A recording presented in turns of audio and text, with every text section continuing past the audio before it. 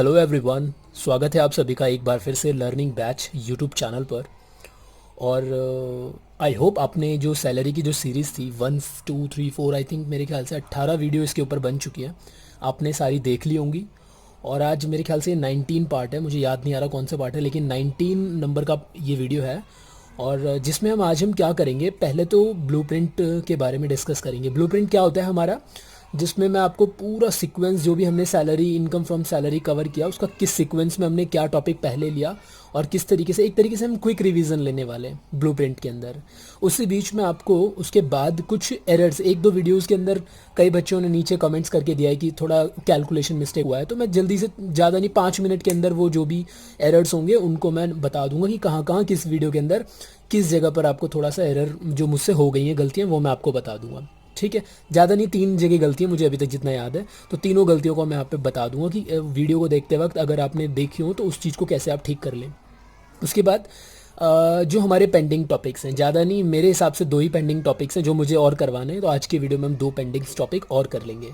तो शुरू करेंगे पहले ब्लूप्रिंट के साथ। ठीक है, तो अगर हम सारी वीडियो जो हमने अब तक देखी है उनको समअप करें, समराइज़ करें, तो सबसे पहले जब हमने इनकम फ्रॉम सैलरी हेड शुरू किया था तो मैंने आपको बता दिया था कि हम यहाँ पर 15 से 17 तक के जो कुछ सेक्शंस हैं वो कवर करने वाले हैं, जिसमें से पहला सेक्शन जो हमारा 15 था, जिसको हमने नाम दिया था चार्जिंग सेक्शन। ठीक है, तो उस चार्जिंग सेक्शन को हमने यहाँ पर डिस्कस किया था। मैं लिखता चला जाता हूँ सारी चीज़ें कि सबसे पहले हमने क्या डिस्कस किया, सेक्शन 15 जो कि आपका चार्जिंग सेक्शन था, जिसने हमें बताया कि अगर आपको कुछ भी अमाउंट रिसीव्ड होता है, चाहे वो मॉनेटरी फॉर्म में हो या नॉन मॉनेटरी फॉर्म में हो, तो वो अमाउंट आप सैलरी हेड में शो करोगे, बशर्ते कि जिसने आपको वो चीज़ दी है वो आपका एम्प्लॉयर होना चाहिए, वो आपका मास्टर होना चाहिए, और आप उसके सर्वेंट होने चाहिए या फिर आप उसके एम्प्लॉय होने चाहिए। दैट मीन्स आप दोनों के बीच में जो रिलेशन हो वो एम्प्लॉयर एम्प्लॉय का हो।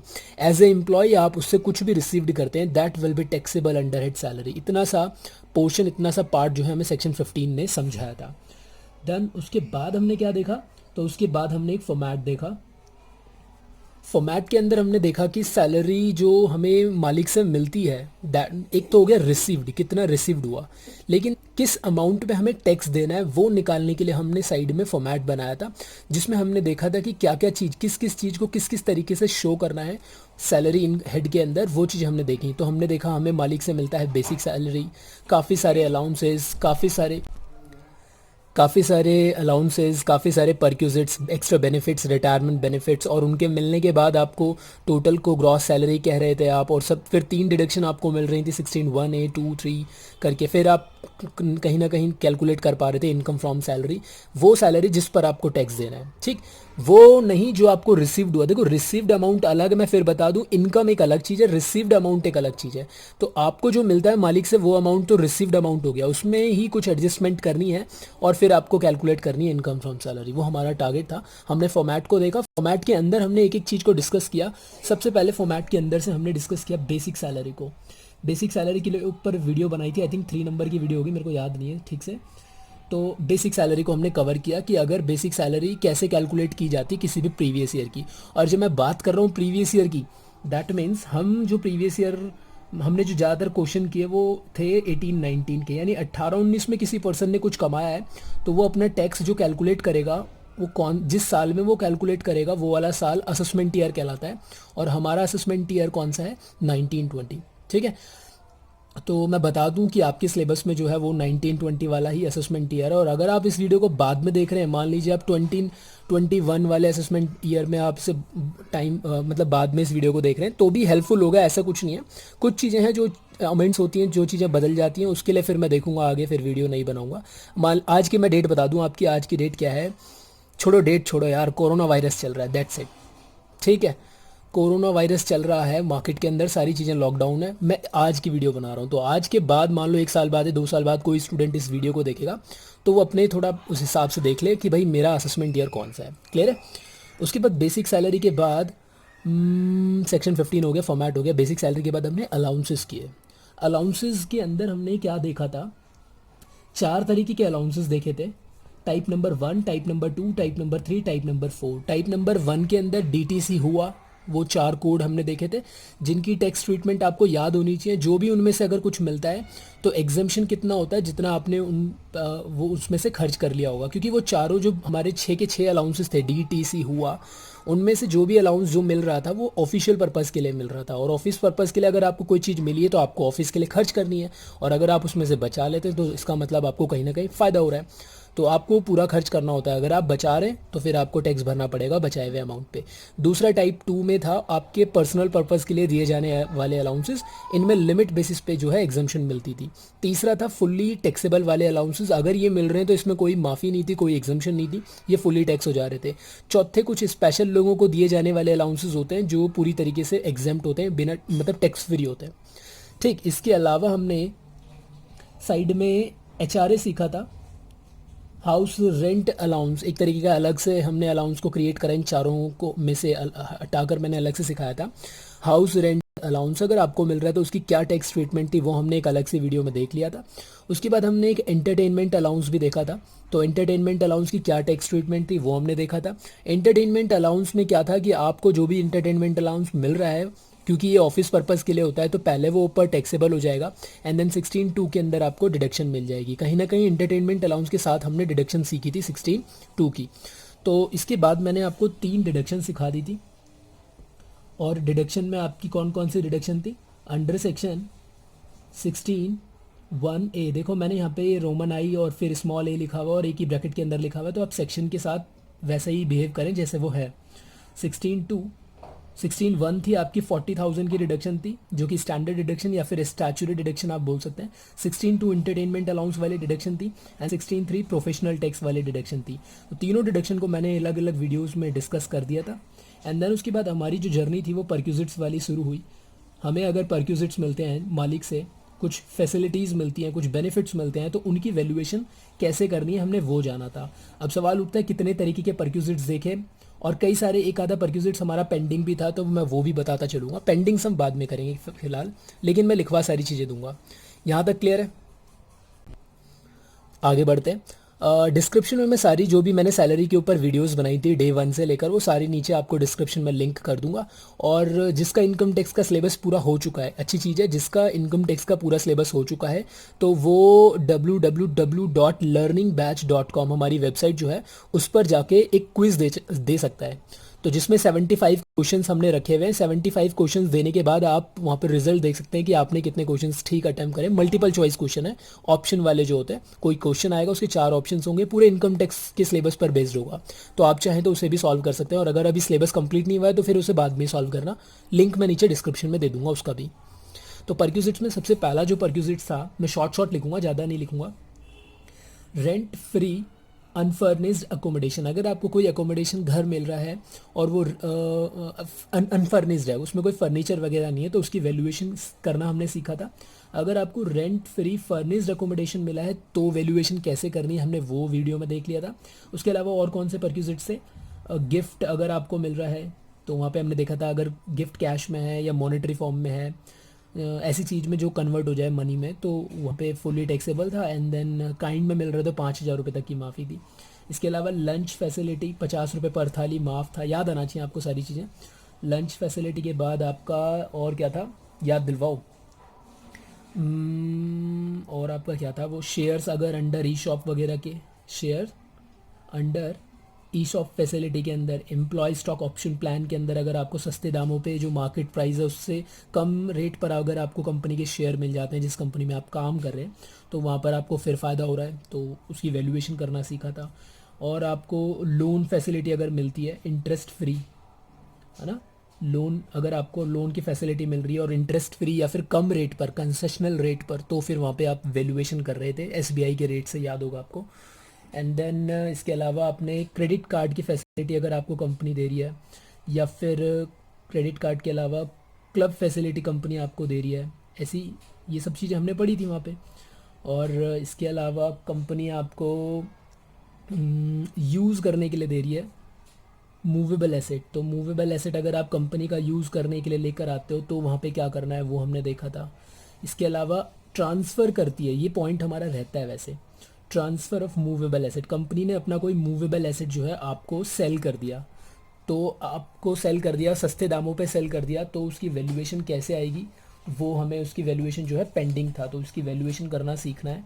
मैं इसको यहाँ पे सर्कल कर देता हूँ ताकि एक दिखेगा कि हाँ ये पेंडिंग टॉपिक है। अभी आज इसी वीडियो में करवाऊंगा, do not worry about that. आगे चलते हैं और क्या हमने सीखा। और इसके अलावा हमने और परक्यूजिट्स में क्या था, मोटर कार की वैल्यूएशन करनी सीखी थी, जिसमें मैंने आपको एक कोड दिया था, ठीक है, आर वाला याद होगा।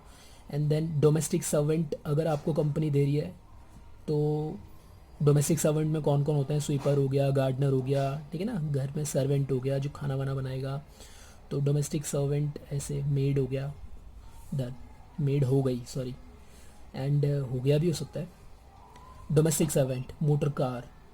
और इसके अलावा गैस फैसिलिटी, गैस, वाटर, ठीक। तो यहाँ पे ना कुछ चीज़ें तो लॉजिकली भी आप कॉमन सेंस के थ्रू भी वैल्यूएशन कर सकते हो, ऐसी बात नहीं है। आपको कोई चीज़ मिल रही है, गैस, वाटर या फिर इलेक्ट्रिसिटी फैसिलिटी अगर आपको मिल रही है ना, ट्रांसपोर्ट फैसिलिटी इसमें था एक, ट्रांसपोर्ट फैसिलिटी अगर आपको मिल रही है तो उसकी वैल्यूएशन आप कैसे करेंगे।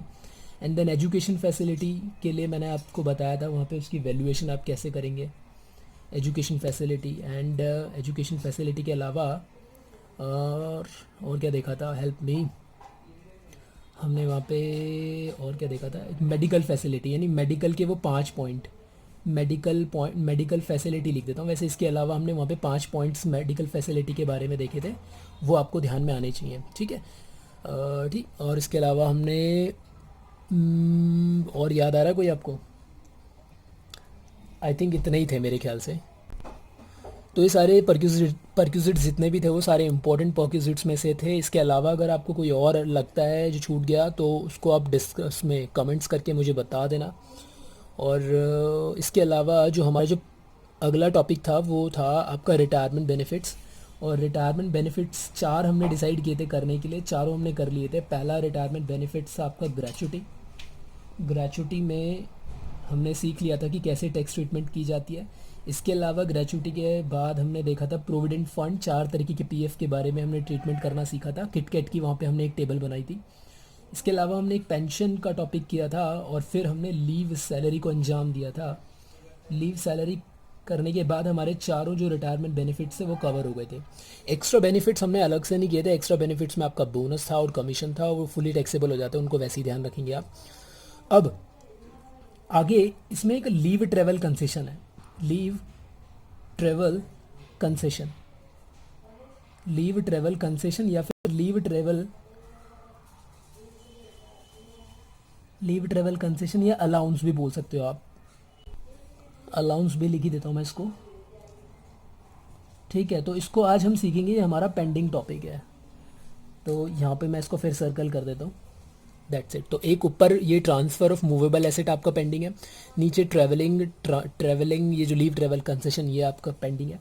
इसके अलावा और एक छोटा सा, बहुत छोटा सा टॉपिक है एरियर या फिर एडवांस सैलरी। अगर आपको कोई आउटस्टैंडिंग बकाया सैलरी मिल रही है या एडवांस में कोई सैलरी मिल रही है तो उसका क्या करना है वो मैं आपको बता दूंगा, इसी वीडियो के अंदर ही बताऊंगा। ये रह रहा है हमारा। और इसके अलावा और क्या रहता है, बस। तो ये पार्ट था आपका जो सिलेबस का इम्पोर्टेंट पार्ट जो आपको आना चाहिए बिल्कुल। तो आप ऊपर से एक बार इसका स्क्रीनशॉट ले लें अगर चाहें तो, ब्लूप्रिंट, जिसमें से सीक्वेंस पूरी मैंने दी हुई है।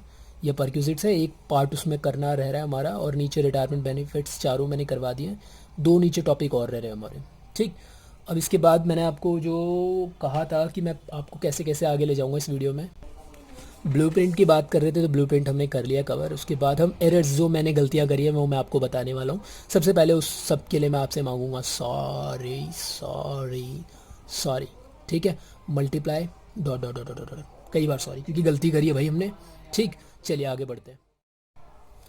तो हमारे द्वारा जो पहली गलती हुई है वो है वीडियो नंबर मेरे ख्याल से 14 नंबर पर, ठीक है। जब आप वीडियो नंबर 14 देखेंगे तो वहाँ पर मैंने ग्रॉस सैलरी कैलकुलेट बहुत जल्दी में गलत कर दिया, और जो ग्रॉस सैलरी की जो कैलकुलेशन है वो आपकी ये आनी चाहिए थी, तो आप उसे ठीक कर लेना। हमारी जो दूसरी गलती है, हमारी मतलब मेरी जो दूसरी गलती है वो वीडियो नंबर 16 में है, जहाँ पर मैंने किटकैट बनाई थी वो प्रोविडेंट फंड के लिए, और सेक्शन जो नीचे एग्जम्पशन के थे वो मैंने गलत लिख दिए थे। हमने कुछ SPF, RPF, URPF ऐसा था ना वहाँ पे, एंड लास्ट में PPF। ये 4 प्रोविडेंट फंड थे। जो लास्ट वाला रिटायरमेंट पे जो मिलेगा ये एग्जम्प्ट था, ये एग्जम्प्ट था, ये तो टैक्सेबल था क्योंकि ये ईयरली एग्जम्प्ट होता है, तो ये जब रिटायरमेंट पे मिलता है यहाँ का पैसा तो टैक्सेबल होता है, और ये भी एग्जम्प्ट था। ठीक, तो ये जो सेक्शन मैंने 10, 18, 19 मेरे ख्याल से मैंने ऐसे लिखवा दिया था, तो ये 10, 11 के अंदर माफ़ होता है। मैं बता चुका हूँ 10 वाले जो भी सेक्शन होते हैं वो आपको कहीं ना कहीं एग्जम्पशन दिलवाते हैं, वो माफ़ी दिलवाते हैं। और ये वाला भी 10, 11 के अंदर ही आएगा। ये वाला था 10, 12 के अंदर। तो 18 और 19 जो सेक्शन मैंने बोल दिए थे 10, 18, 10, 19 वो गलत हैं। एक्चुअली में सेक्शन तो है वो, लेकिन वो यहाँ के नहीं थे। ठीक है, वो फैमिली पेंशन के अंदर आते हैं, वो IOS चैप्टर के अंदर हम देखेंगे बाद में। तो ये 2 गलती। तीसरी जो गलती थी हमारी वो क्या थी? आपका जो तीसरी गलती हुई है हमारी वो वीडियो नंबर 9 में हुई है। 9 में मैंने रेंट फ्री अनफर्निश्ड अकोमोडेशन समझाते वक्त जो छोटी सी सैलरी कैलकुलेशन बताई थी, जिसमें मैंने बताया था बेसिक सैलरी प्लस DA का रिटायरमेंट पार्ट आपको लेना है वहाँ पे, प्लस कमीशन लेना है, परसेंटेज वाला नहीं, कमीशन नहीं, सॉरी परसेंटेज वाला नहीं, सिंपल कमीशन लेना है। और इसमें ऑल अदर जो टैक्सेबल हमारे ऑल अदर अलाउंसेस जितने भी थे, अदर टैक्सेबल अलाउंसेस वो हमने ऐड करे थे। लेकिन इसमें एक चीज़ और ऐड होनी थी, वो मैंने वहाँ पे मिस कर दी थी। ठीक है, तो आपको क्या एक और चीज़ ऐड करनी है वो मैं आपको बता देता हूँ अभी। एक चीज़ और जो आपको इसमें जोड़नी है, अब देखो आपने basic salary, DA retirement part plus commission ले लिया, ऑल अदर अलाउंसेस ले लिए, and taxable all other allowances taxable वाले ले लिए, एंड प्लस इसमें आप करेंगे any other monetary payment, any monetary payment, any, मैं इसे साफ साफ लिख दूंगा, डू नॉट वरी यार। Monetary payment, monetary payment by employer, मालिक द्वारा जो भी मॉनेटरी पेमेंट की गई है टू द एम्प्लॉय, जैसे ग्रेचुटी दिया है ना, जैसे लीव सैलरी दिया है, पेंशन का पैसा मिला है, कुछ भी ऐसा चीज़ मिला है, तो वो सब चीज़ें भी आपको यहाँ पर लेनी है। लेकिन इसमें क्या चीज़ नहीं लेनी वो इम्पोर्टेंट है। Any monetary payment paid by employer to the employee but doesn't include, क्या इंक्लूड नहीं है ये चीज़ ध्यान रखनी है आपको, डज नॉट इंक्लूड। इसमें क्या क्या शामिल नहीं है? इसमें कोई भी परक्यूजिट आपको शामिल नहीं करना, किसी भी तरीके का कोई भी perquisite, whether it is in monetary form और नॉन मॉनेटरी फॉर्म। ठीक है, तो कोई भी परक्यूजिट चाहे वो मॉनेटरी फॉर्म में हो, नॉन मॉनेटरी फॉर्म में हो, ये इसमें शामिल नहीं होगा। और जैसे कि मालिक का जो कंट्रीब्यूशन होता है प्रोविडेंट फंड के अंदर, मालिक का कंट्रीब्यूशन इन प्रोविडेंट फंड, तो वो आपको मिल नहीं रहा, वो तो आपके लिए गुल्लक में जमा हो रहा है, तो इस पैसे को भी आप यहाँ पे ना लें। हालांकि वो आप ही को मिल रहा है लेकिन डायरेक्टली तो नहीं मिल रहा, तो आप ऐसी चीज़ों को नहीं लेंगे। इसके अलावा कोई भी चीज़ आपको मिल रही है, मान लीजिए आपको लीव सैलरी का पैसा मिला है, ग्रेचुटी का पैसा मिला है, तो आप इसको ले लेंगे, इसमें ऐड कर देंगे। तो यहीं पे एक सैलरी बस थोड़ी अजीब सी है, अदरवाइज तो सब जगह सैलरी बहुत आसान सी है, यहाँ थोड़ा सा सैलरी जो है बड़ा पोर्शन है। इसके अलावा अगर आपको कोई सैलरी एडवांस में मिली है, ठीक है, मान लो ये आपका जो प्रीवियस ईयर था, इसमें आपको अगले साल के 2 महीने की सैलरी एडवांस में आपको मिल गई, आपने मांगा कंपनी से, भाई 12 महीने काम किया, आपने कहा सर मुझे 2 महीने की एडवांस सैलरी दे दो, मैं अगले महीने काम करूँगा, काट लेना आप। तो आपको जो ये सैलरी इस साल मिली एडवांस, उसको मत ले लेना यहाँ पे आपको। तो एडवांस सैलरी अगर आपको मिली है तो वो आप यहाँ पे नहीं रखेंगे। और कोई अरियर है, एरियर सैलरी, एरियर यानी आउटस्टैंडिंग, कोई पिछले साल का बकाया था और वो इस साल मिला, तो वो भी आप यहाँ पे नहीं लेंगे। यार मैं पेन इंक ज़्यादा छोड़ रहा है क्या ये? एरियर सैलरी, तो ऐसी salary, advance salary, arrear salary, इन चीज़ों को आप नहीं लेंगे इसके अंदर। ठीक तो यहाँ पर अगर हम देखें, एक पेज है मेरे पास, इसको मैं PDF फॉर्म में आपको नीचे डाउनलोड करने के लिए डाल दूंगा, इसमें समरी मिल जाएगी आपको पूरी, जैसे meaning of salary for in different cases, entertainment allowance के लिए बेसिक सैलरी था, सैलरी का मीनिंग, ग्रेचुटी अगर एक्ट एप्लीकेबल है तो वहाँ पे बेसिक प्लस DA था, ग्रेचुटी एक्ट एप्लीकेबल नहीं है तो वो फिर लीव सैलरी में अगेन दोबारा ऊपर वाला, HRA के अंदर सेम यही था, RPF के अंदर सेम यही था, रेंट फ्री अकोमोडेशन में basic plus allowance plus bonus plus commission, DA का रिटायरमेंट पार्ट एंड प्लस वो अदर मॉनेटरी जो अभी मैंने जो छूट गया था ना पेंडिंग वाला, तो other monetary payment, other monetary payment, तो अदर से मैं लिख नहीं पाऊंगा, जगह कम है, तो अदर मॉनेटरी पेमेंट जो मैंने अभी आपको ये चीज़ें लिखवाई हैं। ठीक, मैं इसको अभी साफ से लिख देता हूँ, उसकी चिंता मत करो आप। उसके बाद डीए के लिए, इफ़ क्वेश्चन में अगर डीए के लिए रिटायरमेंट बेनिफिट का परसेंटेज ना हो और ब्रैकेट में ऐसी लैंग्वेज मेंशन हो जैसे if forming part of this under the term of employment consider for this, तो ऐसी अगर भाषा ब्रैकेट के अंदर लिखी हुई है तो आप मानेंगे कि डीए 100% रिटायरमेंट का पार्ट होगा। अलाउंसेज हमने देखे थे 1 2 3 4, एंड फिर एंटरटेनमेंट अलाउंस, प्रोफेशनल टैक्स, ये रिटायरमेंट बेनिफिट फंड सीखा था हमने। ग्रेचुटी की लिमिट 10 लाख थी और एक जगह 20 लाख भी थी, अगर एप्लीकेबल है तो 20 लाख, यही था। एंड पेंशन, ये सब की लिमिट मैंने लगाई हुई है। रिट्रेंचमेंट, कंपनसेशन और वॉलंटरी रिटायरमेंट, ये ऑनर्स वालों के लिए मैंने नहीं करवाया इसमें। अगर ऑनर्स वाले मुझे 10 कमेंट्स कर देंगे, मतलब 10 लोगों की कमेंट्स आ देंगे, तो मैं उनके लिए बना दूंगा अलग से, डो नॉट वरी। परक्यूजिट्स यहाँ पे मैंने सारे डिस्कस किए, जो बच रहा है वो मैं भी लास्ट में करूँगा। मोटर कार मैंने बता दिया। ठीक, आगे बढ़ेंगे अब। आगे जाने से पहले ये रहा वो आपका जो मैंने अभी बताया आपको कि रेंट फ्री अनफर्निश्ड अकोमोडेशन के लिए जो सैलरी का मीनिंग है वो बेसिक सैलरी प्लस डीए का retirement part plus commission plus bonus भी है, bonus and all other taxable allowance. अच्छा, मैंने अदर क्यों लिखा, क्योंकि डीए भी तो एक अलाउंस है ना, तो इसके अलावा जो भी अदर जो बचे कुछ टैक्सेबल अलाउंस है वो सारे लेने। एंड कोई मॉनेटरी पेमेंट, आपको कोई भी पेमेंट मिली है मॉनेटरी फॉर्म में, तो वो इसमें क्या नहीं होगा। कई बार परक्यूजिट ज़रूरी नहीं है कि वो आपको कोई फैसिलिटी के फॉर्म में हो, कई बार परक्यूजिट मनी की फॉर्म में भी मिल जाता है, तो जैसे मेडिकल रीइंबर्समेंट है ना, तो ऐसी चीज़ें, ऐसे परक्यूजिट्स आपको नहीं लेने हैं यहाँ पे। कोई भी कंट्रीब्यूशन मालिक अगर प्रोविडेंट फंड में कर रहा है तो वो कंट्रीब्यूशन आपको नहीं लेना है यहाँ पे। एडवांस सैलरी अगर मालिक आपको दे रहा है या फिर कोई बकाया सैलरी आपको मिल रही है तो ये सब चीज़ें भी आपको इसके अंदर शामिल नहीं करनी। तो करना क्या है, जैसे आपको कोई लीव सैलरी मिला है या ड्यूरिंग द ईयर आपने, ड्यूरिंग द एम्प्लॉयमेंट आपने लीव सैलरी निकाल लिया, ड्यूरिंग द एम्प्लॉयमेंट आपने कोई ग्रेचुटी की पेमेंट निकाल ली, ठीक है, और उसी साल आपको रेंट फ्री अनफर्निश्ड अकोमोडेशन भी मिला था, तो ऐसे केस में आप वो सब चीज़ें भी ऐड करेंगे इस सैलरी के अंदर। क्लियर है? आगे चलते हैं। अकॉर्डिंग टू हमारा जो हमने शेड्यूल किया था, ब्लूप्रिंट हमारा डन है। एरर्स हम कर चुके हैं, अपने सारे एरर्स मैंने बता दिए आपको। वीडियो नंबर 9 में गलती है, वीडियो नंबर 14 में गलती है, वीडियो नंबर 16 में गलती है। अब पेंडिंग टॉपिक्स पे करते हैं। पेंडिंग टॉपिक्स क्या क्या हैं उसके लिए बात करेंगे। तो जो हमारा पहला पेंडिंग टॉपिक है वो है एक एडवांस सैलरी और एरियर ऑफ सैलरी। मैंने ब्लूप्रिंट के अंदर भी आपको बता दिया था। इसको समझने से पहले ना हम ये देख लेते हैं कि जो हमारी सैलरी है वो किस बेसिस पे टैक्स होती है। तो हमारी जो सैलरी है वो टैक्स होती है आपको जब वो पैसा मिल गया, जो सैलरी का जो पैसा है, या फिर वो डी हो गया, इनमें से जो भी पहले हो जाए तो टैक्स हो जाएगा। मतलब अभी बताता हूँ, विच एवर इज अर्लियर, जो इनमें से पहले हो जाए उस बेसिस पे टैक्स हो जाएगा। समझते हैं थोड़ा सा एग्जाम्पल से। तो ये आपका प्रीवियस ईयर है जिसमें आपने कमाई करी होगी, और ये आपका असेसमेंट ईयर है जिसमें आप टैक्स कैलकुलेट करोगे और गवर्नमेंट को जमा करोगे।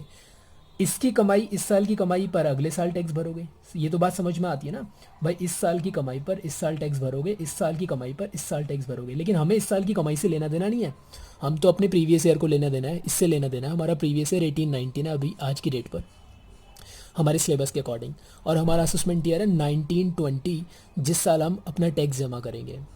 तो हमने इस साल 12 महीने का जो सैलरी मिला होगा वो तो मिल गया, ठीक है। अब मान लो कई बार एम्प्लॉय को ज़रूरत होती है और वो अपने एम्प्लॉयर से कहता है कि मुझे एडवांस सैलरी दे दो। मतलब 12 महीने की सैलरी तो ली उसने, अगले आने वाले साल की उसने 2 महीने की मान लो एडवांस ले ली, तो 12 महीने प्लस 2 महीने की सैलरी एडवांस दे दी। अभी जो 2 महीने की सैलरी जो मिली है इसे, क्या ये इस पर भी टैक्स भरेगा? मतलब इस पर ही टैक्स कब भरेगा? ये कमाई इसी साल की मानी जाएगी या वो कमाई इस साल की मानी जाएगी? मतलब अगर इस साल की कमाई होगी है तो फिर तो अगले साल टैक्स देगा।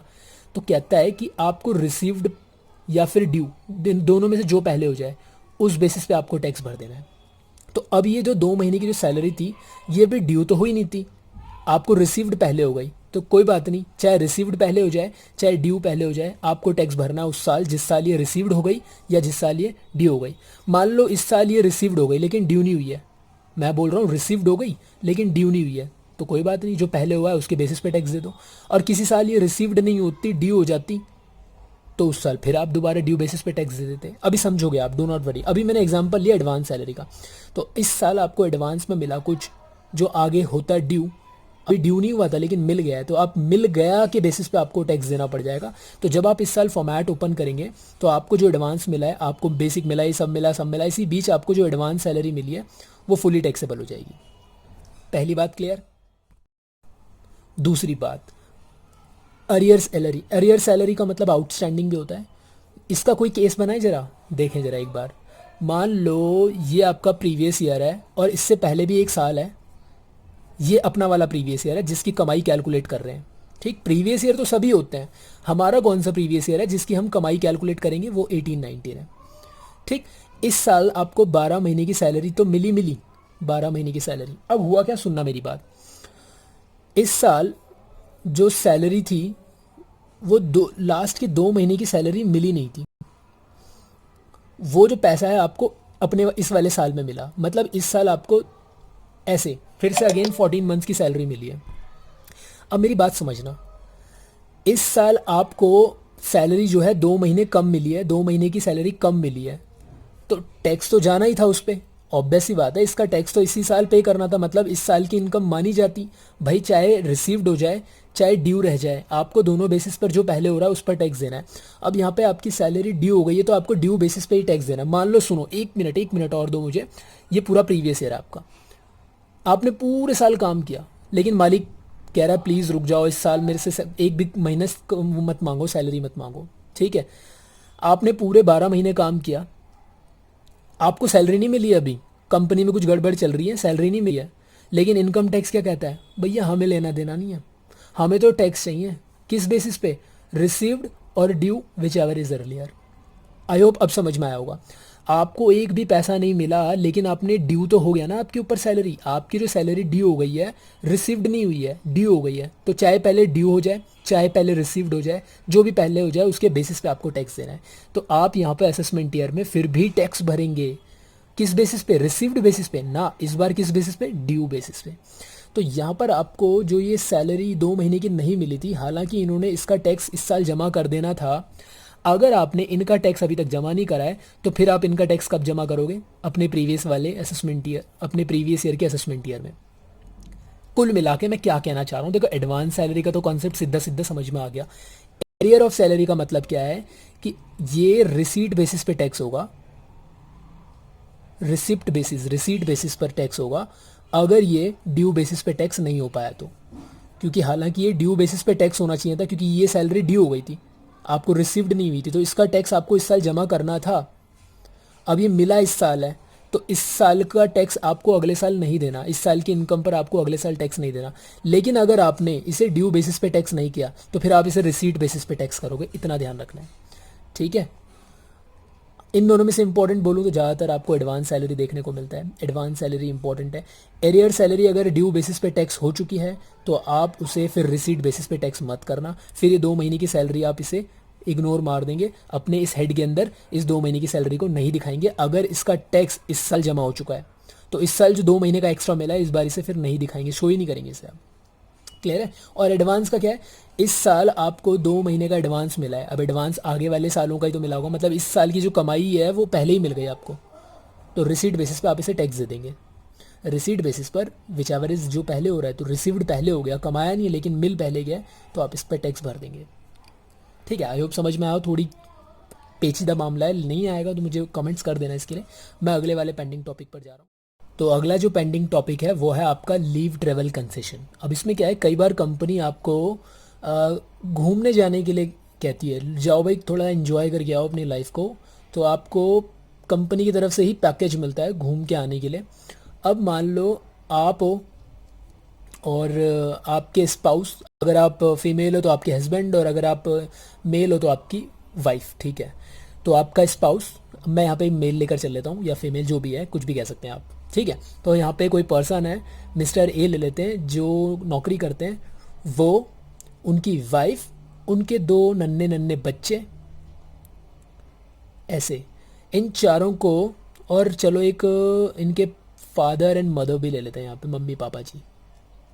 ठीक है, इन लोगों को पूरे को ये भाई साहब क्या है, अपनी कंपनी की तरफ से मिल रहा है जो पैकेज, उसके थ्रू ये कहीं घुमाने ले जा रहे हैं। और घुमाने वाली जगह भी ले लेते हैं, कोई बताओ, कोई जगह बता दो फटाफट से, कहाँ ले जाएं, कहाँ, नैनीताल, चलो नैनीताल चलते हैं फिर। ठीक है, नैनीताल, नैनीताल यहाँ लिखते, तो मैं ऐसे एंटी जा रहे हैं, नैनीताल जा रहे हैं।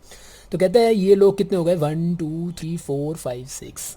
अब मान लो पर हेड पे जो खर्चा आ रहा है, पूरा खर्चा 5,000 रुपये आ रहा है, तो कंपनी ने कितना खर्चा करा आपके लिए, 1 2 3 4 5 6 लोग थे, 5,000 इंटू 6, मतलब आपको कितने का एक तरीके का बेनिफिट मिला है, 30,000 का। ठीक है यार, नॉइज़ आ रहा है बैकग्राउंड में, आप प्लीज़ थोड़ा उसे इग्नोर करना।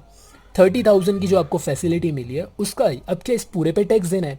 तो कहता है नहीं, यहाँ पे आप मिलेगी आपको एग्जम्पशन, मतलब जो आपको लीव ट्रेवल कंसेशन मिला, लीव ट्रेवल कंसेशन 30,000 रुपये का, इसमें कितनी माफ़ी है मैं यह बताने वाला हूँ आपको। ठीक, कितनी एग्जम्पशन है, तो इसके लिए हमारे पास एक सेक्शन आता है 10(5), सेक्शन 10(5) आता है और वो हमें माफ़ी दिलवाता है। वो क्या कहता है पहले वो देख लेते हैं।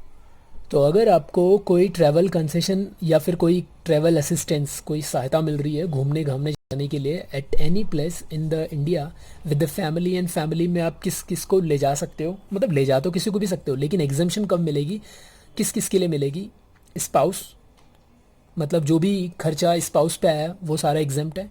बच्चे आप ले जा रहे हो, चाहे वो डिपेंडेंट हो आपके ऊपर या इंडिपेंडेंट हो, उनका भी जो खर्चा है वो भी एग्जम्प्ट हो जाएगा। और अगर आप पेरेंट्स को ले जा रहे हो तो वो तभी एग्जम्प्ट होगा अगर वो डिपेंडेंट है आपके ऊपर, आप मतलब जो आप जॉब कर रहे हो, तो अगर वो आप पे निर्भर हैं तो उनके ऊपर किया गया मालिक द्वारा खर्चा सारा एग्जम्प्ट हो जाएगा, सरकार आपसे टैक्स नहीं लेगी। लेकिन अगर वो खुद सेल्फ डिपेंडेंट थे, इंडिपेंडेंट थे, तो फिर आप उनको ले जा रहे हो तो उन पे किया गया मालिक द्वारा खर्चे पर आपको टैक्स पे करना पड़ जाएगा। सेम अगर आप अपने भाई बहनों को ले जा रहे हो तो इनके ऊपर भी जो है एग्जम्पशन है, बशर्ते कि ये कैसे होने चाहिए, डिपेंडेंट होने चाहिए। ठीक है, तो इन लोगों पर एग्जम्पशन है, स्पाउस पर, चिल्ड्रन पर, dependent parents, dependent brother, dependent sister. इसके अलावा आप किसी को भी ले जाओ, सबके पैसे पर आपको टैक्स भरना पड़ जाएगा। क्लियर? तो अगर मैं बात करूं, मान लो यहाँ पे फादर और मदर, मदर नहीं, मदर तो यहाँ पे मान लो डिपेंडेंट थी, dependent mother and independent father थे, तो आपका कितनी एग्जम्पशन मिलेगी, आपके अपने खर्चे पर एग्जम्पशन है, वाइफ को ले जाने पर एग्जम्पशन है, बच्चों को ले जाने पर एग्जम्पशन है, मम्मी को ले जाने पर क्योंकि वो डिपेंडेंट है एग्जम्पशन है, पापा का जो खर्चा आ रहा है वो एग्जम्पशन नहीं होगा। तो मतलब कितने लोगों का खर्चा एग्जम्प्ट हो गया, 1 2 3 4 5, यानी 5,000 इंटू 5 यानी 25,000 रुपये का जो खर्चा है वो एग्जम्प्ट हो जाएगा। आपको सिर्फ 5,000 रुपये टैक्स देना पड़ेगा क्योंकि पापा इंडिपेंडेंट थे, उनको ले जाने पर आपको उनका जो खर्चा कंपनी कर रही है वो आपके लिए बेनिफिट माना जाएगा। कुछ ऐसा सिंपल सा फंडा था। अब एक चीज़ और ध्यान रखनी है नीचे कि आपको जो एग्जम्पशन मिलेगी वो 4 कैलेंडर ईयर में से किसी 2 जर्नी में मिलेगी, मतलब आपने 4 सालों में 1 2 3 4 सालों में चारों साल घूमे तो किसी 2 ही जर्नी पर आप, कोई सी भी 2 जर्नी पर आप एग्जम्पशन ले पाएंगे, चारों जर्नी पर आपको एग्जम्पशन नहीं मिलेगी। इतनी सरकार दयावान नहीं है। ठीक है, सरकार कहती है आपको 4 कैलेंडर ईयर के अंदर सिर्फ 2 किसी भी जर्नी पर आप क्या ले सकते हो, एग्जम्पशन ले सकते हो। अब दूसरी बात, सारा खेल आता है बच्चे। अब कई बार ऐसा भी होता है कि भाई ये हैं कोई अंकल जी और ये हैं उनकी वाइफ और ये हैं इनकी टीम, माने ये इनके बच्चे, ये बच्चे हैं, माफ़ करना लेकिन एग्जांपल ले रहा हूँ, ये 6-7 बच्चे हैं, 8-10 बच्चे ले लेते हैं और ये सारी टीम को लेकर चल पड़े।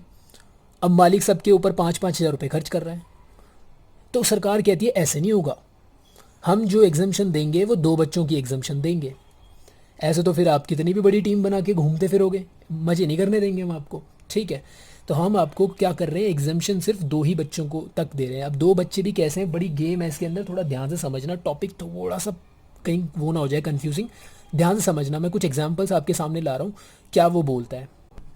तो इनकम टैक्स का प्रोविज़न कहता है कि एक डेट उसने बताई है हमें, 1/10/1998। तो कहता है कि इस डेट से पहले के अगर बच्चों का जन्म है तो बच्चे कितने भी हों सब पे एग्जम्पशन है। इस डेट से पहले के अगर जन्मे बच्चे हों तो कितने भी बच्चे आप ले जा रहे हो सब में एग्जम्पशन है। लेकिन इस डेट के बाद के बच्चे हैं तो क्योंकि हम 98 के बाद काफ़ी अवेयर होना शुरू हो गए थे, तो कहता है कि 2 बच्चों तक आप एग्जम्पशन ले सकते हो। 2 बच्चों से ज़्यादा पर जो मालिक खर्च कर रहा है उस पर आपको टैक्स भरना पड़ जाएगा। ठीक है, क्योंकि 98 के बाद कहीं ना कहीं हम सब लोग अवेयर हो गए थे पॉपुलेशन को लेकर या किसी और सब चीज़ों को लेकर। तो गवर्नमेंट ने फिर वहाँ से काफ़ी अवेयरनेस भी फैलाना शुरू कर दिया था कि दो हमारे दो, कुछ ऐसी स्कीम्स भी लेकर आई थी। तो गवर्नमेंट ने कहा 98 के बाद दो बच्चों तक का जो खर्चा है वो एग्जाम्प्ट होगा, उसके बाद टैक्सेबल हो जाएगा। तो मैं आपको ना कुछ एग्जाम्पल्स दे रहा हूँ, आप मुझे बताना।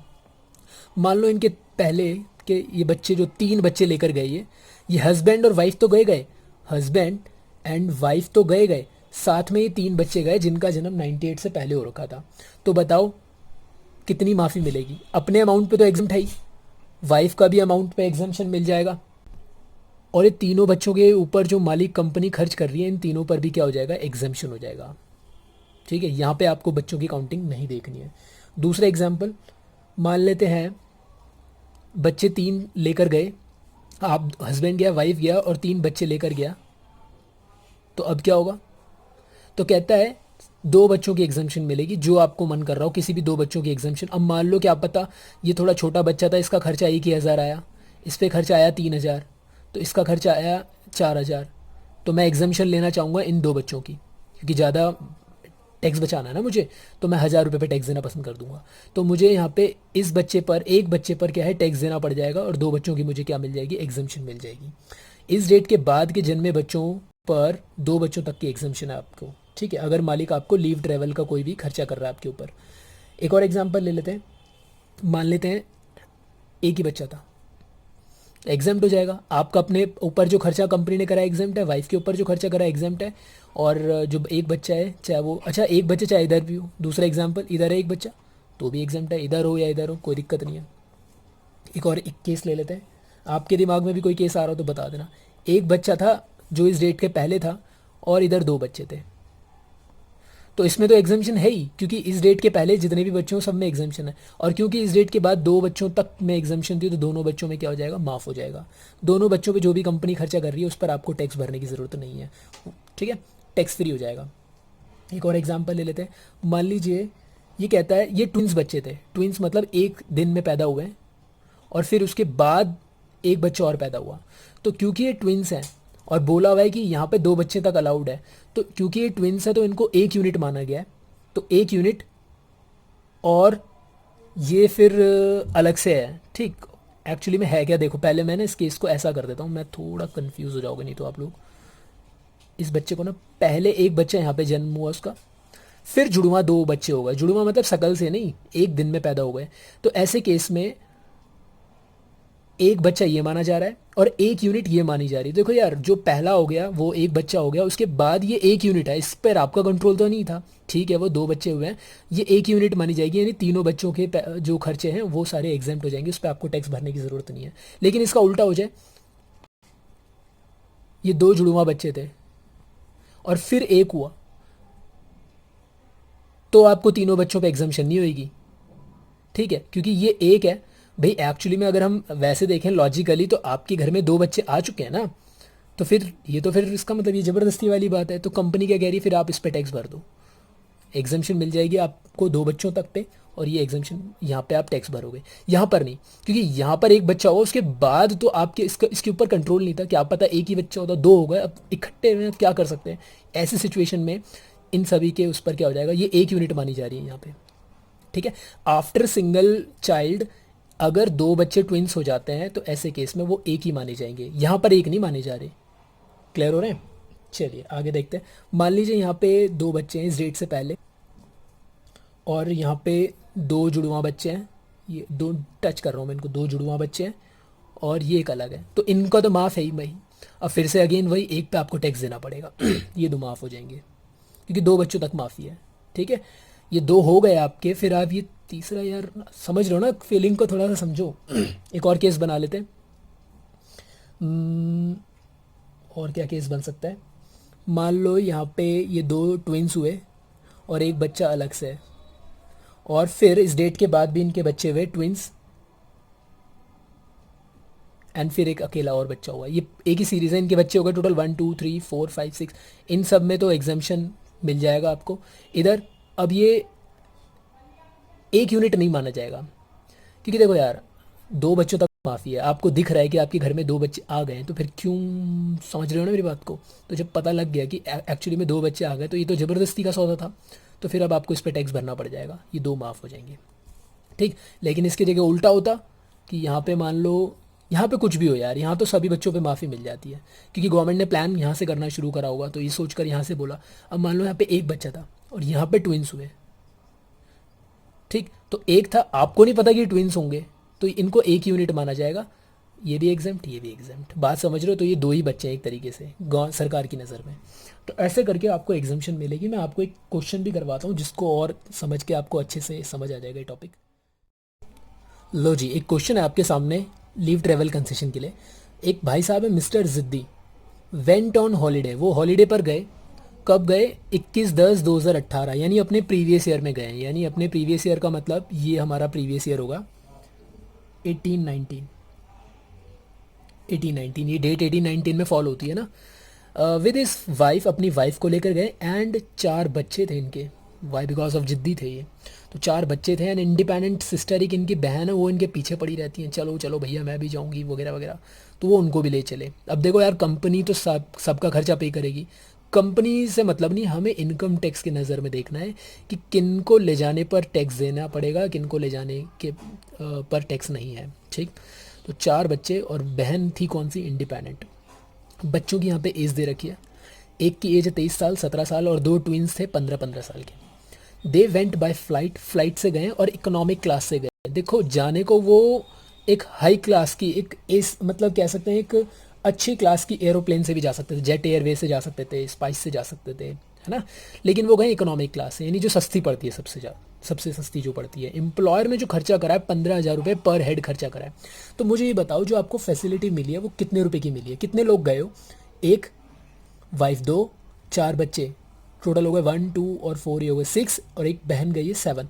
7 लोगों पे कंपनी खर्चा कर रही है 15,000 का। आपको फ़ायदा ही तो हो रहा है। अगर आप खुद अपनी जेब से ले जाते तो कितना खर्चा हो जाता? वही तो आपका बचत जो फ़ायदा है। तो लीव ट्रैवल कंसेशन या लीव ट्रैवल अलाउंस 15,000 रुपये, 7 लोग गए तो कितना आएगा ये? 1,05,000 रुपये। अब यहाँ पे माफ़ी कितनी है वो देख लेते हैं। अब अकॉर्डिंग टू रूल जो था, हमने देखा था कि माफ़ी किस किस में थी। माफ़ी थी आप अपने स्पाउस को, अपने खर्चे पर माफ़ी थी, स्पाउस के खर्चे पर माफ़ी थी, बच्चों के खर्चे पर माफ़ी थी। फिर लेकिन बच्चों में वहाँ पे बड़ी तगड़ी लड़ाई भी थी कि बच्चे कैसे होने चाहिए। 2 बच्चे से ज़्यादा अगर आप ले जा रहे हो तो एग्जम्पशन नहीं मिलेगी। 2 बच्चों तक एग्जम्पशन थी, बशर्ते कि वो 98 के बाद हो। 98 के पहले के जन्मे बच्चे कितने भी ले जा सकते हो आप, सब पे माफ़ी है। और अगर आप पेरेंट्स को या ब्रदर सिस्टर को ले जा रहे हो तो ये डिपेंडेंट होंगे, तब माफ़ी है। ठीक। तो अब यहाँ पे देखो माफ़ी कितने लोगों पर मिल जाएगी। एक तो मिस्टर जिद्दी के ऊपर जो कंपनी खर्चा कर रही है 15,000 का, वो माफ़ है। वाइफ के ऊपर जो खर्चा हुआ है वो भी माफ़ है, इस खर्चे पर भी कोई टैक्स नहीं देना पड़ेगा। बहन जो जा रही है इस पर तो टैक्स देना पड़ेगा। अब बच्चों पर देखो, 23 साल का है और यहाँ 2018 चल रहा है, तो मतलब ये 98 से पहले का जन्मा बच्चा है। आप थोड़ा यहाँ पे लॉजिक लगाना पड़ेगा, हालांकि इतने लेवल, ऐसे लेवल का क्वेश्चन आता नहीं है, लेकिन फिर भी हमें पता होना चाहिए। तो कहता है कि 23 एज का है, मतलब वो 98 से पहले का जन्मा बच्चा है, साफ पता लग रहा है। ठीक है ना, 18 साल तो यही हो गए, और 4-5 साल ऊपर जोड़ोगे तो 98 से पहले का है। तो 98 से पहले का, तो इस बच्चे का जो 15,000 रुपये, इसकी तो एग्जाम्पशन हमें मिल जाएगी। इस पर एग्जाम्पशन है, इस पर एग्जाम्पशन है, इस पर एग्जाम्पशन है। 17 साल। अब ये जो 98 के बाद के जो बच्चे हैं, देखो पहले एक बच्चा हुआ और फिर एक्चुअली में तो 2 हुए हैं, लेकिन इस पर आपका कोई कंट्रोल नहीं था ना यार, ये ट्विंस हो गए तो आपकी गलती थोड़ी ना है। तो सरकार फिर ऐसे केस में क्या कहती है, अगर एक बच्चे होने के बाद ट्विंस होते हैं तो हम इसको 1 यूनिट मानेंगे, लेकिन ट्विंस होने के बाद फिर आप एक और बच्चा कर रहे हो तो यार वहाँ गड़बड़ है, फिर तो 3 हो जाएंगे आपके। तो कहता है एक बच्चा हो गया, अब ठीक है एक बच्चा और, भाई 2 करने की अलाउड थे ना, 98 के बाद 2 बच्चे अलाउड थे, तो 1 हो गया है। अब यहाँ पे 2 निकल कर आ गए, हम क्या कर सकते हैं, तो यहाँ पे एक जो है, इसे 1 यूनिट, मैं समझा नहीं पा रहा, 1 यूनिट्स मानी जाएगी, सिंपल है, आप समझ रहे हो ना थोड़ा सा। तो कहता है ठीक है, 1 और ये 1 यूनिट, तो 2 ही बच्चे हैं, मतलब इस पर भी एग्जाम्पशन है, इस पर भी एग्जाम्पशन है, इस पर भी एग्जाम्पशन, ऐसा कुछ टॉपिक है ये। बस बहन वाले खर्चे पर टैक्स देना पड़ जाएगा। तो कितने लोग गए थे? अब 7 लोग में से 1, 2, 3, 4, 5, 6 लोगों का जो पैसा है वो एग्जाम्प्ट हो जाएगा। तो 15,000 इंटू छः 15 90,000 रुपये का जो है एग्जम्पशन आपको मिल जाएगी। तो कुल मिला के बहन वाला पैसा टैक्सेबल हो रहा है, इतना ही तो है। बचेगा कितना, 15,000 निकल कर बाहर आ जाएगा। तो अगर हम देखें दूसरी तरफ से तो ये वही पैसा, वही खर्चा है जो मालिक ने हमारी सिस्टर पे ऊपर किया हुआ था और उसी पर हमें टैक्स भरना पड़ रहा है। तो इस तरीके से लीव ट्रैवल कंसेशन के ऊपर क्वेश्चन आता है, तो आप इसे फाइट करेंगे। डन। और एक लास्ट टॉपिक जो बचता है, ट्रांसफ़र ऑफ मूवेबल एसेट, वो मैं और बता देता हूँ और ये वीडियो इतनी रहेगी। और ये है आपका लास्ट टॉपिक जो पेंडिंग बचा हुआ था मेरी तरफ से। आज की वीडियो में यार शोर बड़ा ज़्यादा हुआ है, पीछे बड़ा डिस्ट्रैक्शन होती है, चीज़ें बोलने में बड़ी दिक्कत हो जाती हैं क्योंकि ध्यान जाता है वीडियो में ही चीज़ें रिकॉर्ड ना हो जाए। बहुत शोर था आज की वीडियो में, मन कर रहा है दोबारा रिकॉर्ड करूं, लेकिन ठीक है अभी देखते हैं, एडिट करते वक्त सही निकलेगा पार्ट तो रखेंगे, नहीं तो फिर दोबारा करेंगे रिकॉर्ड। तो जैसे कि आपने कुछ परक्यूजिट्स पढ़े थे, वहाँ पर एक देखा था use of employers movable asset. Employer मतलब यहाँ कंपनी का काम मतलब होता है, ठीक।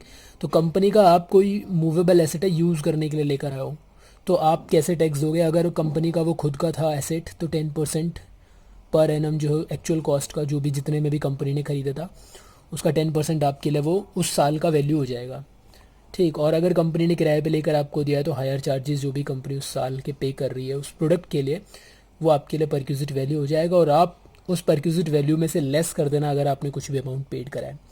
लेकिन मूवेबल एसेट्स तो कोई से भी हो सकते हैं। कंप्यूटर और लैपटॉप में पूरी तरीके से माफ़ी थी, इसके अलावा आप कुछ लेकर आते हो तो यूज़ करने के लिए, हमेशा के लिए नहीं, यूज़ करने के लिए, तो आपको ऐसे वैल्यू निकालनी है परक्यूजिट की। लेकिन कई बार क्या होता है, कंपनी आपको वो एसेट बेच देती है। कंपनी कई कई जगहों पे होता है। एक मेरे मामा जी हैं, वो होटल में काम करते हैं, 5 स्टार होटल में, तो वहाँ पे कई बार वो वहाँ से कुछ चीज़ें लेकर आते हैं। बड़े अच्छे अच्छे फर्नीचर्स कंपनी वहाँ पे सेल आउट करती है।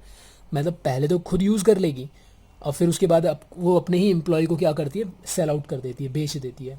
तो ऐसे केस में मान लीजिए कि एग्जांपल मैं आपके सामने रख रहा हूँ कि कोई एसेट है, कंपनी ने उसे, मैं एक डेट ले लेता हूँ आपके लिए, 10 जुलाई 2016 में बाय किया था, ठीक है। और क्या बाय किया था, कार बाय करी थी, गाड़ी थी, कार बाय करी थी कितने रुपीज़ में, बाय कार ऑन इतने को फॉर रुपीज़, हम क्वेश्चन बना रहे हैं, ठीक। और ये खरीदी थी कंपनी ने 5 लाख रुपए में, 5 लाख में।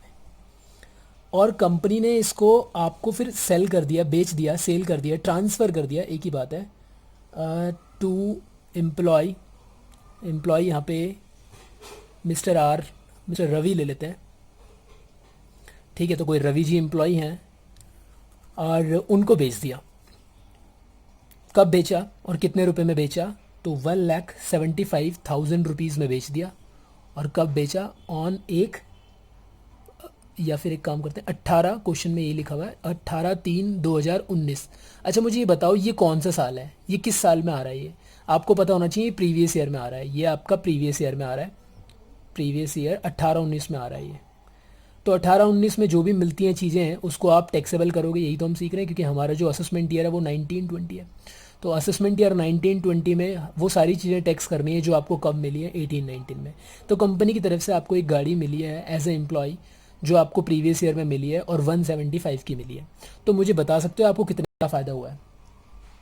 कई बच्चे पता है क्या कर रहे होंगे, 5 लाख माइनस, कई बच्चे ऐसा कर रहे होंगे 100%, 5 लाख माइनस 175,000, तो 325 का फ़ायदा हुआ है। लेकिन नहीं, आप देखो कि कंपनी ने उसे 2016 में ख़रीदा था और 2019 में आकर बेच दिया, 18-19 में आके बेच दिया। मतलब यहाँ बेचा है करीबन करीबन, इससे पहले 1 साल था, इससे पहले भी 1 साल था। ख़रीदा कब था? 16-17 में, 17-18 ये आएगा, 17-18 बीच में लिख रहा हूँ मैं, यानी 1 अप्रैल 2017 से 31 मार्च 2018, फिर ये 16-17। और अगर मैं यहाँ पे जिगजैग करूँ, टिक लगाऊँ कि कब ख़रीदा था, थोड़ा सा फील करते हैं ना डायग्राम बना के, 10 जुलाई लगभग लगभग यहाँ पे ख़रीदा था और कंपनी ने यहाँ पे आपको बेच दिया, ऐसे ही हुआ ना। तो कंपनी ने इसे कितने टाइम तक अपने पास रखा? देखो इस साल तो कुछ महीने अपने पास रखा, ये पूरे साल अपने पास रखा और इस साल के भी कुछ महीने अपने पास रखा। तो कंपनी ने पहले कुछ यूज़ भी तो किया होगा इसे, तो जितना यूज़ करा उस पर पहले डेप्रिसिएशन माइनस करोगे एंड देन जो वैल्यू निकल कर आएगी उससे कंपेयर करोगे 175 को। मेरी बात समझ पा रहे हो आप? तो अब सवाल उठता है डेप्रिसिएशन कितने महीने का, कितने टाइम पीरियड का लगेगा? तो इनकम टैक्स के अंदर डेप्रिसिएशन कैसे लगता है मैं आपको बता दूं। इनकम टैक्स में महीने महीने का डेप नहीं लगता। मान लो ये कोई साल है, और आपने कोई एसेट यहाँ खरीदा है, तो आपने उसे यूज़ आगे यहाँ किया हुआ ना इतने टाइम, अगर ये 180 दिन से ज़्यादा यूज़ किया हुआ है तो पूरे साल का डैप लग जाता है। माना जाता है कि पूरे साल आपने उसे यूज़ किया है तो पूरे फुल ईयर का डैप लगेगा, दैट्स इट। जितना भी रेट हो पूरे साल पर लग जाएगा, कोई महीने नहीं गिनने जैसे हम अकाउंटिंग में करते हैं। और अगर ये 180 दिन से, मान लो आप खरीद के लेकर आए थे इसे यहाँ पे, तो कितने महीने इस्तेमाल किया है, अगर ये 180 दिन से कम इस्तेमाल किया है तो आपका डैप जो है वो 50% आपको कैलकुलेट करना होता है, यानी जो भी डैप आ रहा है उसका आधा ही आपको लेना है वहाँ पे। तो ऐसे नहीं कि आप लास्ट 2 महीने का डैप ले रहे हो, नहीं। मान लो आपकी कोई एसेट थी 2 लाख की और उसका रेट है 10% डेप्रिसिएशन का, तो वैसे तो डेप्रिसिएशन पूरे साल का आ रहा है 20,000, लेकिन क्योंकि आपने उसे 180 दिन से कम यूज़ किया है तो आप 2 या 3 महीने का ना निकाल कर सीधा आधा परसेंट कर दो, उसको 50% कर दो। तो 20,000 का 50% यानी 10,000 लगा इस साल डैप। तो आपका 10,000 डैप लगा तो कितनी मशीन बची है वैल्यू, 1,90,000 रुपये की वैल्यू बची। सीधा 50% करना है, या तो फुल मिलेगा डैप या तो 50% लगेगा डैप। 50% जो डैप निकल कर आया उसका 50%। क्लियर है। अब यहाँ पे देखो, मुझे ये बताओ कि कितने टाइम पीरियड का इसको डैप मिलेगा। यहाँ पे 1 जुलाई था, तो 1 जुलाई से इसने 31 मार्च तक यूज़ करा, मतलब 180 दिन से ज़्यादा, तो पूरा 1 साल हो गया। फिर 1 साल ये हो गया, और यहाँ पे इन्होंने यहाँ से इस्तेमाल करा होगा 31 मार्च, ये 18 मार्च को बेचा है ना, तो लगभग लगभग 180 दिन से ज़्यादा इस्तेमाल किया है, तो 1 साल ये भी हो गया। तो कंपनी ने इसे कुल मिला के पूरा पूरा मोटा मोटा 3 साल इस्तेमाल करा है। तो गाड़ी कितने की थी, 5 लाख की। 5 लाख की गाड़ी थी, तो पहले साल का डैप, दूसरे साल का डैप, तीसरे साल का डैप, ऐसे करके 3 साल के डैप आपको घटाने हैं। एंड देन जो वैल्यू आएगी उसको कंपेयर करना है 175 से, यानी जो आपको गाड़ी मिली है उसकी असली में औकात कितने की थी आज के दिन, इस डेट को। गाड़ी तो असली में 5 लाख में खरीदी थी, लेकिन वो यूज़ भी तो हुई है, तो 3 साल बाद वो कितने की गाड़ी थी वो पहले पता करो, तभी तो आप नफ़ा नुकसान पता कर पाओगे कि मुझे गाड़ी कंपनी ने 1,75 में बेची है, मुझे फ़ायदा हुआ है नुकसान ये देखना है। अब सवाल उठता है रेट कौन सा लेंगे, तो मैं आपको यहाँ पे बता दूँ, यहाँ पे गवर्नमेंट ने ऑलरेडी रेट तय करके रखे हुए हैं। ये एग्जांपल भी मैंने यहाँ से लिया हुआ था नीचे से, आप इसे रीड भी कर सकते हैं यहाँ से। ठीक है। तो बोलता है कि कंप्यूटर ये इलेक्ट्रॉनिक आइटम अगर आपको बेचा गया है तो 50% WDV मेथड यूज़ करना है आपको, और रेट रहेगा 50%। मोटर कार अगर बेची है तो 20% डैप लगेगा WDV मेथड से। आई होप WDV आपको पता हो, रिटन डाउन वैल्यू मेथड होता है। एंड इसके अलावा कोई और अदर एसेट्स बेचा है आपको कंपनी ने, अपना कोई मूवेबल एसेट कोई और, तो 10%। फर्नीचर बेचा है, यूज़ नहीं बोल रहा, बेचा है, तो 10% लगेगा SLM मेथड से। SLM पता है, ओरिजिनल कॉस्ट मेथड। ठीक है। तो यहाँ पे कार बेची गई है और कार पे 20% WDV के हिसाब से मेथड लगेगा। तो देखते हैं ज़रा, 5 लाख की मशीन थी, पहले साल का डैप 20% कितना हो जाएगा, 1 लाख, बचा कितना, 4 लाख। फिर अगले साल का डैप कितना आएगा, 4 टू 80,000, फिर बचा कितना, 3,20,000। फिर डैप लगेगा 20%, 64,000। 3 साल के डैप लग गए अगर आप ध्यान से देखो, 1 साल का डैप, दूसरे साल का डैप, तीसरे साल का। अब वैल्यू कितनी आ रही है, तो 3,20,000 में से माइनस 64,000, तो 256। ये जो गाड़ी थी इसकी वैल्यू आज 256 की थी। ये गाड़ी आपको 175 में बेची है। इस गाड़ी को उन्होंने आपको फ्री में नहीं दिया, उन्होंने आपसे कुछ पैसे लिए हैं। कितने लिए, 175 में सोल्ड करा है। तो आपको फ़ायदा हुआ है नहीं हुआ ये बताओ। हाँ फ़ायदा हुआ है। कितने का फ़ायदा हुआ है, तो डिफरेंस देख लेते हैं इसका। 81,000 का आपको फ़ायदा हुआ है, दैट इज़ योर परक्यूटेड वैल्यू। तो आप इसे कैसे दिखाएंगे, जो आपका फॉर्मेट होगा, ट्रांसफ़र ऑफ, जो भी कार बेची ना, तो ट्रांसफ़र ऑफ कार 81,000 का आपको फ़ायदा हुआ है। वर्किंग नोट में जाएंगे और ये लिस्ट यहाँ पे बनाकर उसको दिखाएंगे, ठीक है, एग्जामिनर को, कि कैसे ये 81,000 आया। आपको अपना बेनिफिट, मालिक से मिलने वाला बेनिफिट निकालना है, और बेनिफिट निकालने का तरीका ये है। कई बच्चे समझते हैं बेनिफिट कितने का हुआ है ये डिफरेंस ले लेंगे, तो ऐसा नहीं करना है। डिप्रिशिएशन नाम की कोई चीज़ है। डिप्रिशिएशन के लिए ईयर मैंने 3 साल लिया है, कैसे लिया मैंने आपको बता दिया है। तो डिप्रिशिएशन जब आप PGBP का चैप्टर पढ़ते हैं वहाँ पर और अच्छे से एक्सप्लेन करता है कि ये कैसे कैलकुलेट किया जाता है। तो साफ सीधी सी बात है, 180 दिन से ज़्यादा इस्तेमाल किया है तो पूरा डैप मिल जाता है, 180 दिन से कम होता है तो 50% उसका आधा मिलता है। मान लीजिए ये वाली जो गाड़ी है ये बेची होती करीबन यहाँ पर, यहाँ बेची होती, मान के चलते हैं यहाँ, तो ये फिर इतने तक यूज़ हुआ था, तो ये टाइम पीरियड ले लेता हूँ मैं आपका, मान लो जुलाई अगस्त के आसपास है। तो अगर आप अप्रैल से अगस्त तक गिनोगे तो ये 180 दिन से कम बैठेगा। तो जिस हिसाब से 1 साल, 2 साल और यहाँ पे जो डैप आता वो आप पूरा नहीं लेते। जो लास्ट का डैप 64,000 आपने लिया ना, इसको आप 32,000 ही घटाते, क्योंकि आपका 2 3, अब देखो अकाउंटिंग की लैंग्वेज में तो अप्रैल से अगस्त तक, अप्रैल मई जून जुलाई अगस्त 5 महीने का डैप लगता, लेकिन हम 5 महीने का नहीं करें, हम सीधा 50% कर देंगे, जितना भी डैप आया उसका हाफ कर देंगे, आधा कर देंगे। तो ये टैक्सेशन के अंदर, इनकम टैक्स के अंदर प्रोविजन है डिप्रिशिएशन की कैलकुलेशन का। अदरवाइज ये टॉपिक इतना ही था। आई होप आपको सारी चीज़ें समझ में आई हो, और अदर हेड्स पे भी मैं वीडियोस बनाऊंगा। अदर मैं सोच रहा हूँ कि अब धीरे धीरे करके जैसे जैसे मुझे टाइम मिलेगा, जो 4 हेड्स हैं वो, उसके अलावा डिडक्शंस या फिर जो residential status, taxation, tax treatment वाले चैप्टर्स जितने भी हैं आगे, धीरे धीरे टाइम लगेगा जैसे जैसे, वैसे वैसे मैं वीडियोस अपलोड करता रहूँगा। बस आप साथ बने रहिए, अपने फ्रेंड्स लोगों पे ये वीडियोस को सर्कल कीजिए। अगर ये वीडियोस अच्छी लग रही हैं तो प्लीज़ लाइक कर दो। लाइक करके मुझे क्या होगा, देखो डिसलाइक भी कर सकते हो, मैं आपको कोई फोर्स नहीं कर रहा हूँ। डिसलाइक और लाइक से ना होगा क्या कि मुझे थोड़ा आइडिया मिलेगा। अभी मैं सच बताऊँ, मैं बिल्कुल यूट्यूब में नया नया हूँ, मुझे कोई आइडिया नहीं है, सच कह रहा हूँ। मुझे कोई आइडिया नहीं है, कोई एक्सपीरियंस नहीं है कि कैसे काम किया जाना है। तो आप लाइक्स देंगे तो मुझे लगेगा कि मैं सही जा रहा हूँ। अगर थोड़ी बहुत गड़बड़ है तो इसके लिए डिसलाइक मत दबा देना यार, इसके लिए नीचे कमेंट्स कर देना, मुझे फीडबैक दे दिया करो। ठीक है, ये मत सोचा करो कि बस, समझ रहे हो ना बात को, तो फीडबैक दे दो कि यहाँ पे ये प्रॉब्लम है, यहाँ पे इस टॉपिक को ज़्यादा लेंदी खींच दिया, या फिर नॉइज़ आ रही है, बात बैकग्राउंड नॉइज़ आ रही है। देखो बैकग्राउंड नॉइज़ तो मैं अभी कुछ नहीं कर पाऊँगा, मेरे पास कोई इतना इंफ्रास्ट्रक्चर नहीं है अच्छा खासा, लेकिन ठीक है। तो आप फीडबैक्स दीजिए, और यूट्यूब में जो हमारा चैनल है लर्निंग बैच, इसको सब्सक्राइब कीजिए अगर अभी तक नहीं किया है, लाइक बटन दबाइए, दोस्तों में अपने इनको शेयर कीजिए वीडियोस को। मैं 1 से लेकर 18 19 तक वीडियोस बन चुके हैं, काफ़ी यूज़फुल वीडियोस हैं, ऐसी बात नहीं है। और जहाँ जहाँ गलतियाँ थी मैंने आपको सब बता दी हैं। और घर पे रहिए, अभी भी लॉकडाउन चल रहा है, घर पे बने रहो। जितनी भी गाइडलाइंस जो गवर्नमेंट हमें दे रही है उनको फॉलो करो, वो हमारे भले के लिए ही है सारी चीज़ें। फॉलो करो, घर पे रहो, हाथ वाथ धोते रहो। अगली वीडियो में मिलेंगे नई एनर्जी के साथ। कुछ क्वेश्चंस हैं उनको करवाऊंगा, 1 2 वीडियो और लाऊंगा, ज़्यादा नहीं। सैलरी पर बहुत ज़्यादा वीडियो बन चुके हैं ऑलरेडी, बट लेकिन इतनी होनी चाहिए थी। ठीक है, तो अगली कुछ वीडियोज़ में मैं इंपॉर्टेंट क्वेश्चंस करवाऊंगा। तब तक के लिए चलते हैं, बाय बाय, टेक केयर।